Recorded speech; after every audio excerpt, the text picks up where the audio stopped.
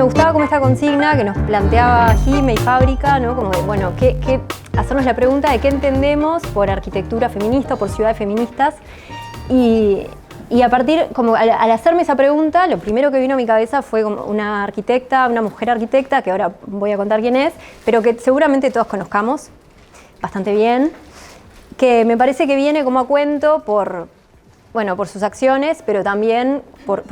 un poco por su impronta y por sus declaraciones y todo lo que trajo después. Me gustaba traer a Margaret Chuteliotski, que es como la hacedora de la cocina de Frankfurt, la conocemos todos, que ahora en adelante le voy a decir Greta porque tiene un nombre muy largo. Y primero como decir como una salvedad, que es que yo no soy historiadora y no pretendo serlo tampoco, pero que sí soy arquitecta y soy feminista y soy estudiosa de las investigaciones de otras mujeres feministas que vuelcan su carrera y su disciplina entera a aprender y develar sobre los aportes de las mujeres a la historia de la arquitectura. Y que en realidad sin estos aportes hoy no tendríamos como mucho de qué hablar, ¿no?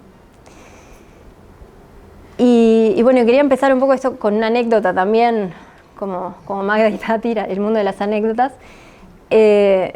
con una anécdota de cuando yo estaba en primer año de facultad, con algunas compañeras por ahí. Tengo como ese recuerdo de esos salones abarrotados de teoría de la arquitectura, ese primer año como de iniciación, y esa avidez de estar sentada en el piso para poder estar lo más cerca posible y ver esas presentaciones como en ese mundo con el que yo había tenido absolutamente cero contacto antes, que me pareció de puro descubrimiento, y de estar como ojeando esas páginas de libros de autores de renombre, todos varones, en realidad en ese momento creo que no éramos ni conscientes de eso. Y recuerdo como ese momento de cruzarme como con esa pequeña foto en blanco y negro de una cocina que no se veía como mucho más que sus proporciones, su escala y alguna nota, como algún comentario, ¿sí? Como que es un proyecto importante para la historia de la arquitectura, pero no mucho más. Y un poco como a partir de eso, ¿no? En ese mundo como de imágenes de proyectos, imágenes exteriores, que yo en ese momento no tenía herramientas para reconocer, ni mucho menos, me cautivó como un poco esa cocina y el por qué ocupaba ese lugar. Y fue como lo suficiente, como, no, estoy hablando de antes de la era como de la hiperinformación visual que tenemos ahora, entonces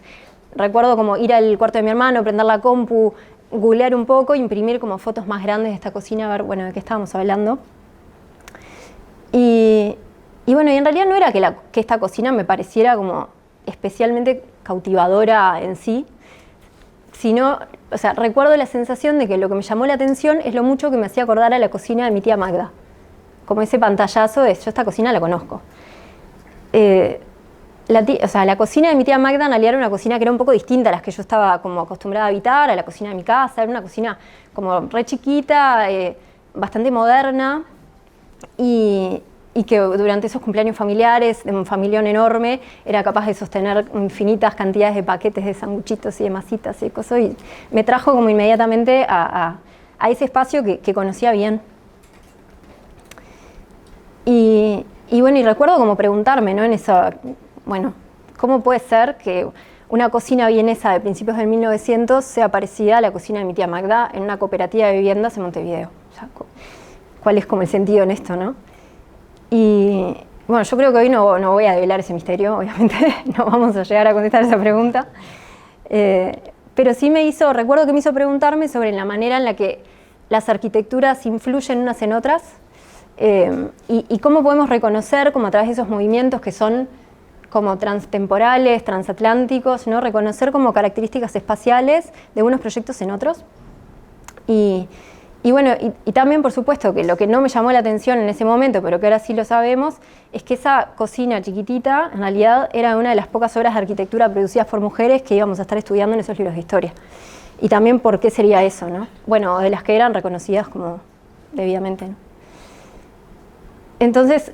no sé, Greta Liotsky, ¿no? Volviendo como a ella nació en 1897 en Viena,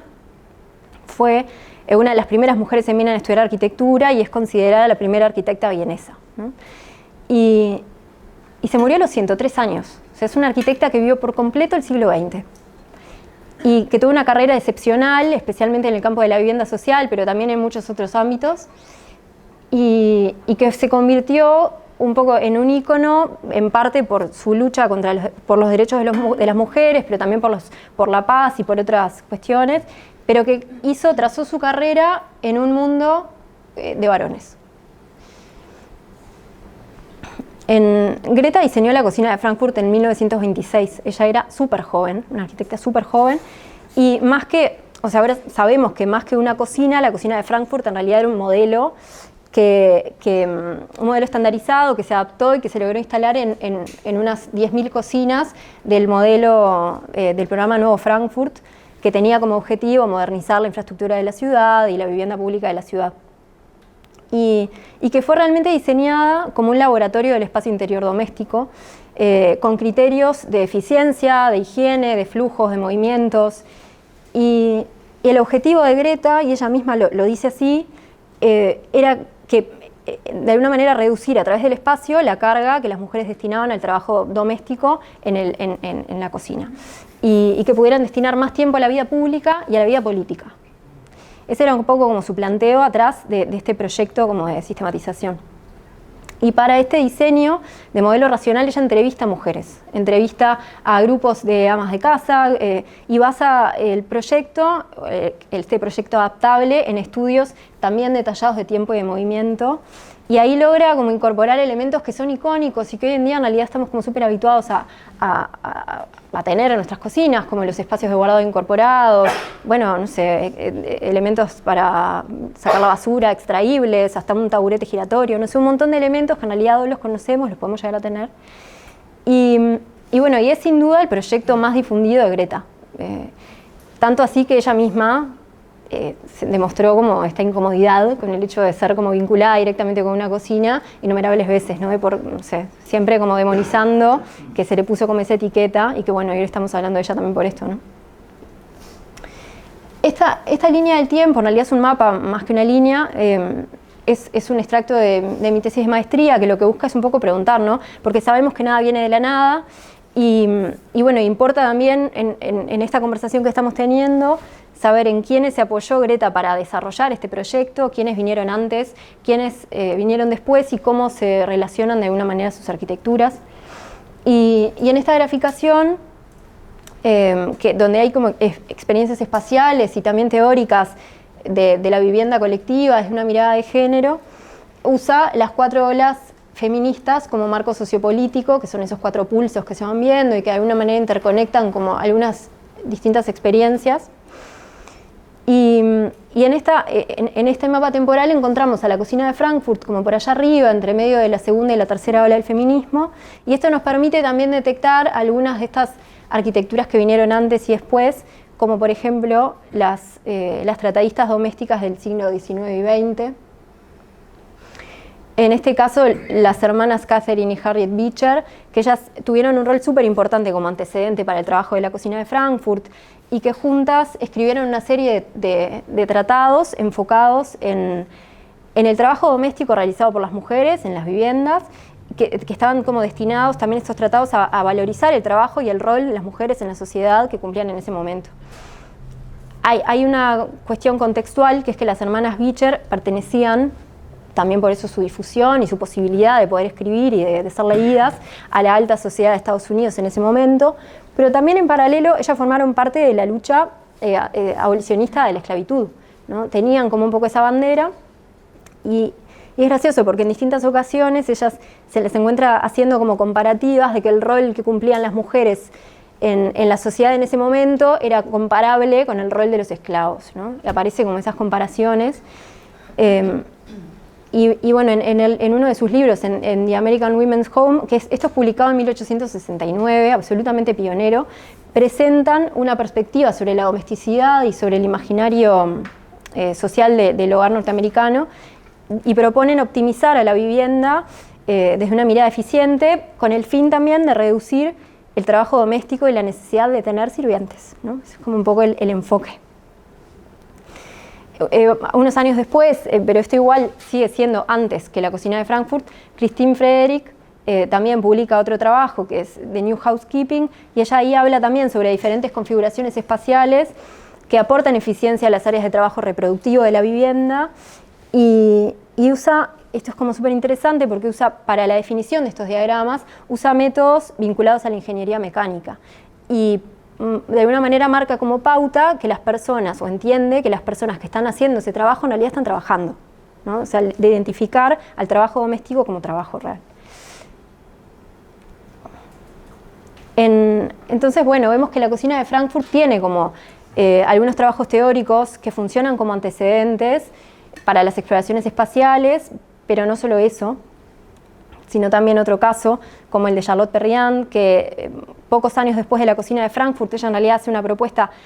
súper alineada, en este caso para el Salón de los Artistas Decorativos de París, esto es en el 28, y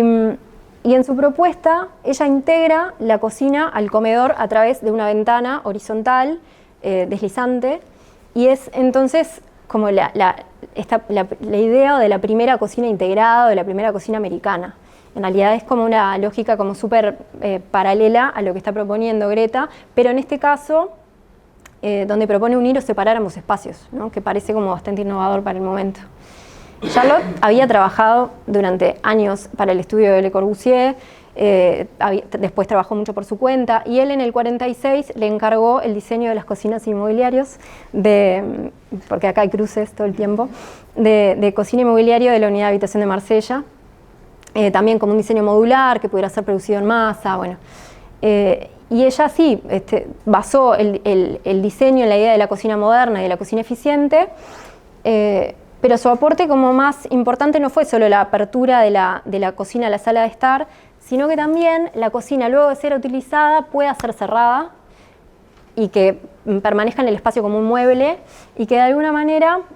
no recuerde a la mujer del peso de la tarea que tiene que realizar en otros momentos. Y ella misma dice, ¿no? Atrás quedaron los días en que una mujer se sentía aislada, como una esclava en el extremo norte de un pasillo. De nuevo, ¿no? Asociando el rol de la mujer en la sociedad, y esto pasa